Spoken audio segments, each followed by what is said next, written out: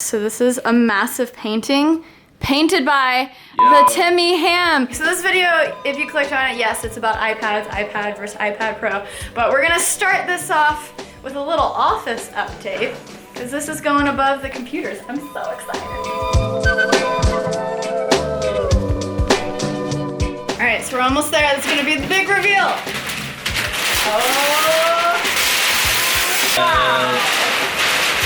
Oh my gosh, so good.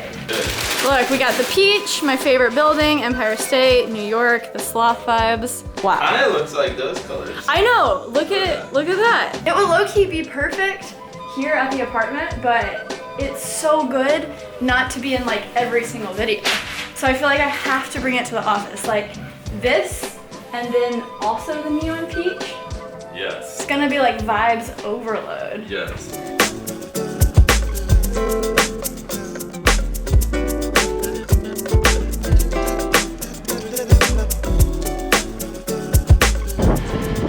It fit in a Tahoe. We out here. Let's see if it can fit in the elevator. Okay, so we have arrived at the office. Timmy with the painting. Look, I brought friends. How many are there? What the fudge? That thing is huge. I know. It's bigger than my muscles. They're really big.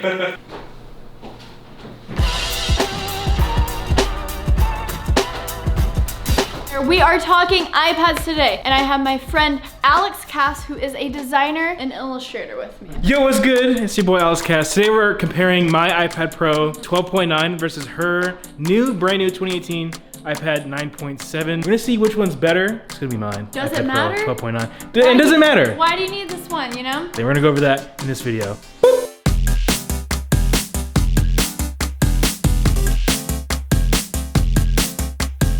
The animation that you saw in the beginning of this video, we're making it right now. iPad 9.7 inch, Okay. 6th generation versus iPad Pro 12.9 inch. I'm gonna remember this. That's a super cute and catchy title. See, the iPad for me falls in this weird middle ground. Right. And I think it makes the most sense for people like you who design and illustrate. For me, that's why it made sense for me to get a cheaper iPad. Right. It's more than half the price. If you guys wanna know how I've truly been using it, is to have a bigger screen to watch Netflix while I'm on the elliptical. So if you wanna go for that pro level, I say definitely if you're a designer, illustrator, yes.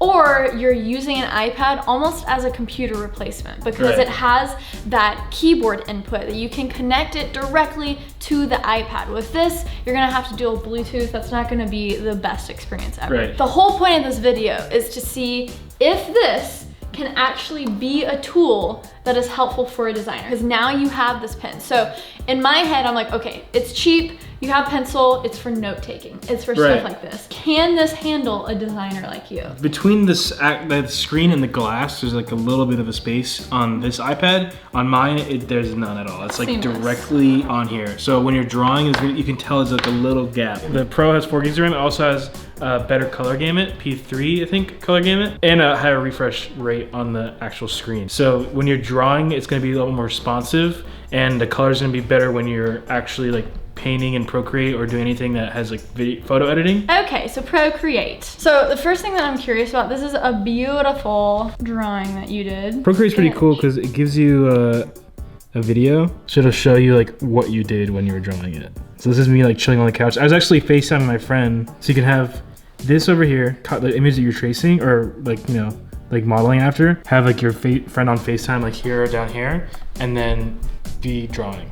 I'm so like used to technology, so when I'm drawing like actual paper, I'll like double tap with like 2 fingers to like undo it, and I'm like, I'm so stupid. I like, cannot believe you're how an jaded artist, I am. yeah, you're an artist of the future. Yeah. This is insane, there's so much detail. Yeah, when I was drawing it, I literally went that far in, which is like the benefit of having like a digital experience to draw on. Right. Do you use Procreate more than Adobe products on your iPad? Yeah, I love Adobe. Let's get real. But their apps are absolute garbage. Really? Adobe is like desktop. iPhone apps. Yeah, desktop it works really well. Any Adobe product, except for one of them, which I like. Wait, all suck. So like the one I use is called Comp. Comp basically lets you lay out different things. So if I wanted to do like I was gonna do like a stories thing where I put my main inspirations for the week in a story and then I post it, but I wanted to brand it. So I created like these little templates so I can edit it here. So I can like replace this image with let's say like a Fortnite clip that I got.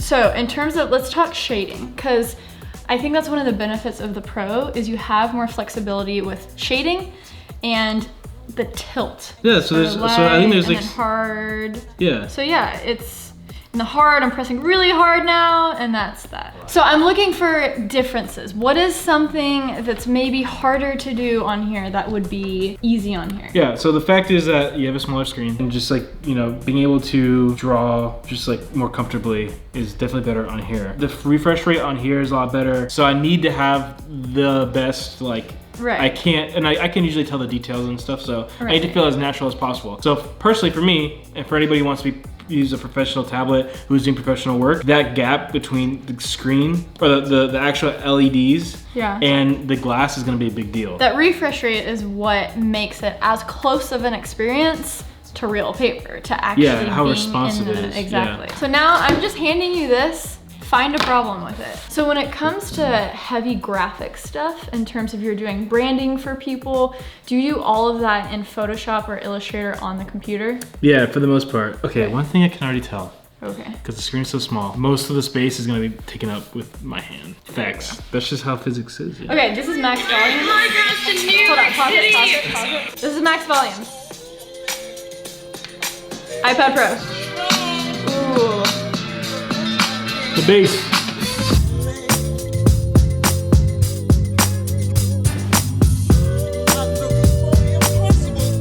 Alex, you design, yes, but you also do some beats as well. So Yeah, let's go over a couple cool apps. Maybe you just got an iPad and you want to play around with some stuff. Let's get a drum pad.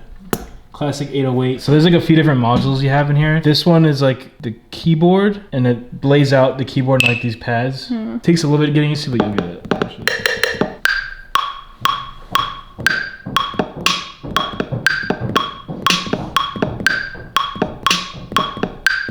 Oh, so that's literally... so I can like cancel it out. That's literally and then it started what recording you just played? Yeah, and then it starts recording a new one. I still bought a MIDI controller just because I couldn't deal with this like sometimes not working.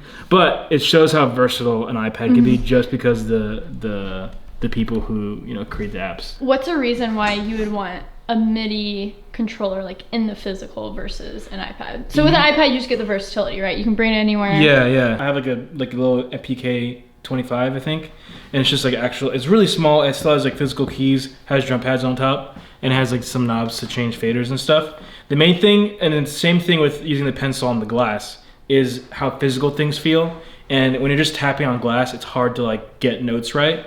So like there's no physical barrier between me hitting E and F sharp. Same thing with like paper. I could dig into the paper more. I can like physically like have the paper resist the pencil. And on glass, it's like hard to get. You're just gliding everywhere. You're sliding, and it's not gonna stop you. This app is called AstroPad. It's AstroPad, yeah. You can use it to control your computer with your iPad. So basically, it makes it like a professional graphics tablet. Basically, it makes like a Wacom Cintiq. Yeah, so you can go in here and like add custom keys.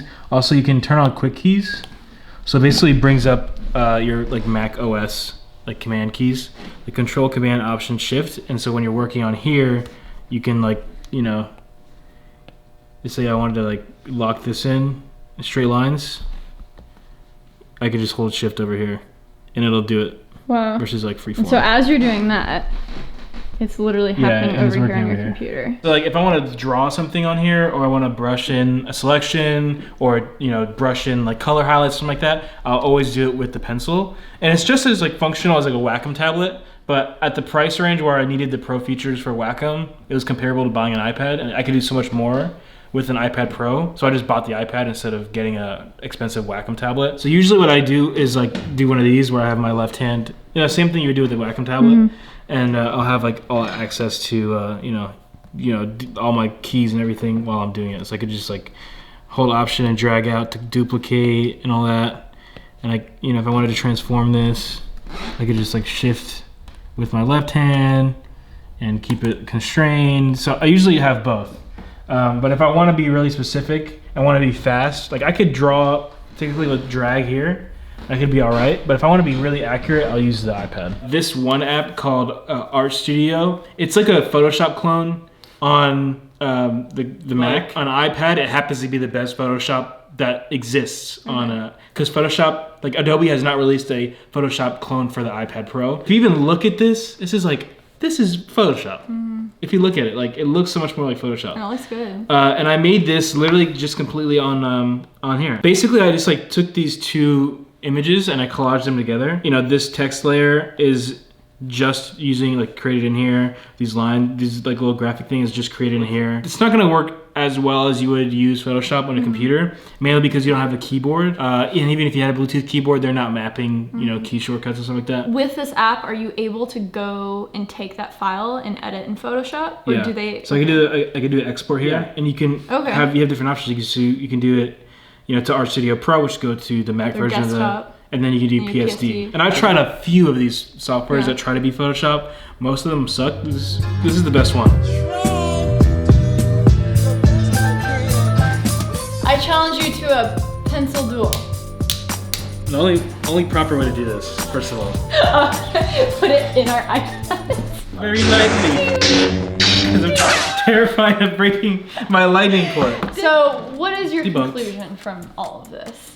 That basically it's space. Yeah, it's claustrophobia. The amount of RAM you have, the amount of things you could do with that RAM. And things are snappier, things lagged a little bit when I was trying to do multitasking at first. Basically, if you're a professional artist, you aspire to be a professional artist, and you want to have the best experience that's closer to a desktop, and you want to have all the power that you could possibly have, you have to get the iPad Pro. Also, the color gamut, like the screen is a lot better. I think it's brighter, but it definitely is higher refresh rate with ProMotion. True tone display, so it automatically adjusts the color temperatures based on your room, which this iPad does not have, the smaller one does not have. And the color gamut is wider, so you get more colors, deeper colors, richer colors on here. I have a coworker though who is a professional artist like me, but he does less drawing than I do. He does more motion graphics. He got this just so he can sketch characters and stuff at a way cheaper level. He's not like me where he's gonna be drafting a lot of stuff. He doesn't really want to drop $1,000. He's still an artist. He's still just as talented, still professional, whatever.